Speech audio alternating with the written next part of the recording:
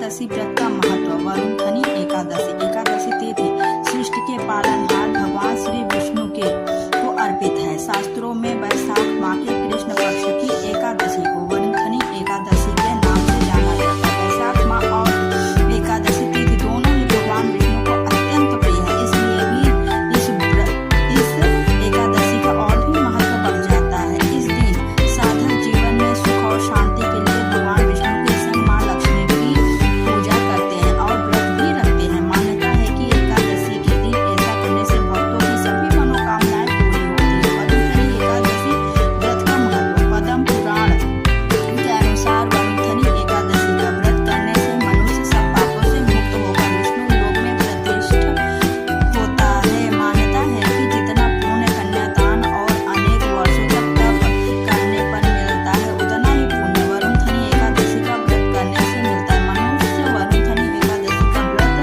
करके सार्थक विद्यादान का फल भी प्राप्त कर लेता है। यह एकादशी सौभाग्य देने वाली, सब पापों को नष्ट करने वाली तथा अंत में मोक्ष देने वाली है एवं दरिद्रता का नाश करने वाली और कष्टों से मुक्त दिलाने वाली भी है। पूजा विधि।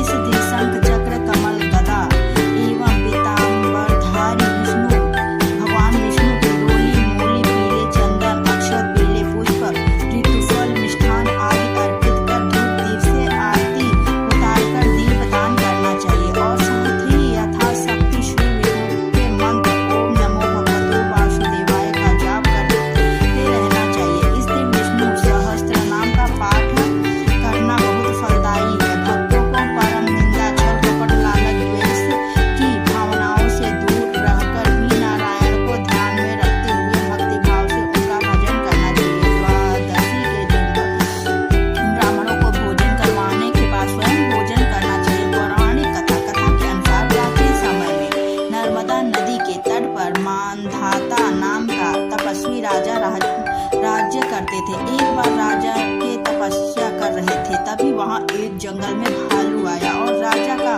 पैर चबाने लगा, लेकिन राजा तपस्या में लीन थे।